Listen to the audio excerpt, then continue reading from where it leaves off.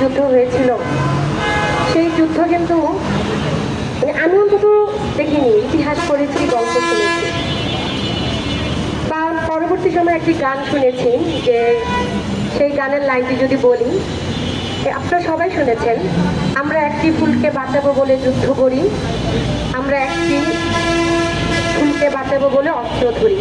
খুবই জনপ্রিয় গান, এবং এই গান শুনলে ভেতরটা কেমন একটা মোচড় দেয়। গত কয়েকদিন ধরে আসলে এই গানটা খুবই মনে পড়ছে, যে একটা ফুলকে বাঁচানোর জন্য, একটা মানুষকে বাঁচানোর জন্য, একটা রাষ্ট্রকে বাঁচানোর জন্য ফিলিস্তিনে একজন শিশু যে আজকে ভূমিষ্ঠ হচ্ছে, যেই মায়ের গর্ভের শিশু, সেই শিশুও পর্যন্ত এক একটা যোদ্ধা।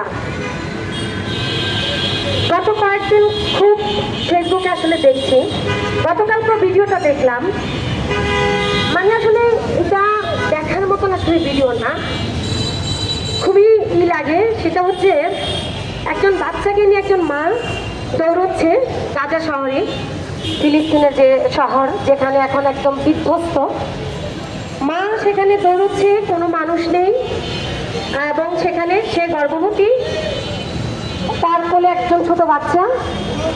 একটা পর্যায়ে যে তার যে ডেলিভারি ব্যথা সেটা কিন্তু উঠে যায়, এবং সেটা কিন্তু একটা পর্যায়ে কিন্তু যেটা দেখলাম, মা মাটিতে আসলে কাঁদছে, কিন্তু তাকে দেখার মতো বা রক্ষা করার মতন আসলে কে আছে। তাহলে এই যে আসলে আমরা যদি দেখি, মানে খুব প্রশ্ন করতে ইচ্ছে করে, যদিও এই বিষয় নিয়ে অনেক কি করি, অনেক আসলেই, তাহলে যদি বলি যে আসলে আল্লাহ দেখেন, ভগবান দেখেন, ঈশ্বর দেখেন, তাহলে এই যে গাজায় এই অবস্থা হচ্ছে, তাহলে আসলে কি তা?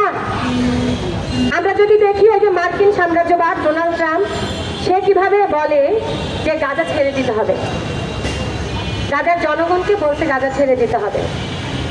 তাহলে একটা স্বাধীন দেশ আজকে যদি আমাকে বলে বাংলাদেশ ছেড়ে দিতে হবে, আমার ভূমি ছেড়ে দিতে হবে, আমার ঘর ছেড়ে দিতে হবে, যেই মাটিতে আমি বড় হয়েছি সেই মাটি আমাকে ছেড়ে দিতে হবে, আমি ছাড়বো?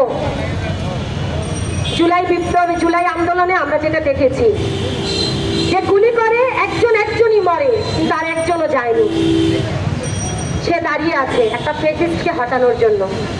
কিন্তু গাজায় যদি আজকে আমরা দেখি, একজন ছোট বাচ্চা সে কিভাবে খাবারের জন্য টুকলা খেয়ে সে রুটির সাথে কিন্তু সেটা খাচ্ছে। তাহলে এমন একটি সময় আমরা প্রশ্ন করতে চাই, জাতিসংঘ কি করে? জাতিসংঘ কি শুধুমাত্র ওই আমেরিকার তল্পি বাহক? আমেরিকা কি তাকে পুতুল হিসেবে সেখানে বসিয়ে রেখেছে? আমরা বলতে চাই, এই যে গাজা এবং ফিলিস্তিনে যে আক্রমণ, এটা মানবাধিকার লঙ্ঘন, এবং এই জন্য সেখানে আন্তর্জাতিক আদালতে ওই ইসরায়েলকে, জায়নবাদী যে রাষ্ট্র, খুবই নেতানিয়াহুকে সেখানে গ্রেপ্তার এবং বিচারের আওতায় আনা উচিত। আমরা বলতে চাই যে ফিলিস্তিনে আজকে যে একজন শিশু, যে ওই গর্ভে থেকেও যে যুদ্ধ করছে, আমরা মনে করি যে আজ না হোক কাল সূর্য উঠবেই, ওই ফিলিস্তিনের বিজয় আজ না হোক কাল হবেই, এবং তার পাশে গোটা বিশ্ব আছে, এবং সেই সাথে আমরা বলতে চাই আমরাও আছি। আরেকটি কথা বলে শেষ করব, আমরা দেখেছিলাম যে মুক্তিযুদ্ধের সময় একদম বেছে বেছে আমাদের দেশে কাদেরকে মারা হয়েছে, প্রথমে বুদ্ধিজীবীদের, শিক্ষকদের, যারা আমাদের সমাজের মাথা। আমরা যদি দেখি ওই ফিলিস্তিনেও ঠিক একইভাবে যে অনাগত সন্তান সেই মায়েদেরকে মেরেছে, সেই শিশুদেরকে মেরেছে, যেই শিশু কয়েকদিন পর আবার যোদ্ধা হয়ে যাবে। আমরা যদি দেখি সেখানে 40টা বিশ্ববিদ্যালয়ের মধ্যে 36টা বিশ্ববিদ্যালয় একদম তছনছ করে দিয়েছে। সেখানে যে হাসপাতালগুলো ছিল সেখানে এখন আর কিছুই নাই, যে যাকে চিকিৎসা দেওয়ার জন্য যা যা প্রয়োজন, স্যালাইন প্রয়োজন, পানি প্রয়োজন, ওষুধ প্রয়োজন, কিচ্ছু সেখানে দিতে পারছে না। তাহলে আজকে ওই পুতুল নাচের মতন আমরা দেখছি জাতিসংঘ বসে আছে। নিতে পারছে না, কার ভয়ে? সারা বিশ্ব এবং জাতিসংঘ যদি এক্ষেত্রে এক হয়, তাহলে আমেরিকার মতন রাষ্ট্র কি করতে পারে সেখানে? কিসের এত ভয়? তাই আমরা বলতে চাই, যত দ্রুত সম্ভব ওই গাজাকে, ফিলিস্তিনের যে স্বাধীন ভূমি, স্বাধীন ভূখণ্ড, সেই ভূখণ্ডকে ফিরিয়ে দিতে হবে। একই সাথে ইসরায়েলি যে জাহানবাদী যে আক্রমণ, এবং সেই আক্রমণ অনতি বিলম্বে বন্ধ করতে হবে।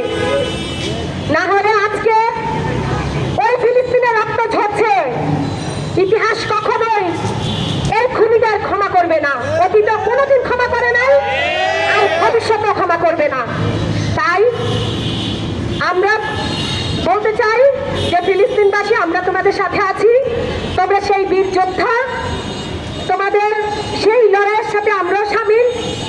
যেই মা আজকে কাতরাচ্ছে, সেই মায়ের পাশে হয়তো দাঁড়িয়ে তাকে পানি খাওয়ার হয়তো আমাদের সামর্থ্য নেই, কিন্তু আমরা আমাদের জায়গা থেকে আমরা সেই প্রতিবাদ, সেই প্রতিরোধ করে আমরা আমাদের যে রাষ্ট্র, যে প্রশাসন, সেই প্রশাসনকে আমরা বলতে চাই, আপনারা দ্রুত ওই ফিলিস্তিনের পক্ষে দাঁড়ান এবং জাতিসংঘকে যা যা করার জন্য যতটুকু প্রয়োজন সেটা করার জন্য পদক্ষেপ নিন।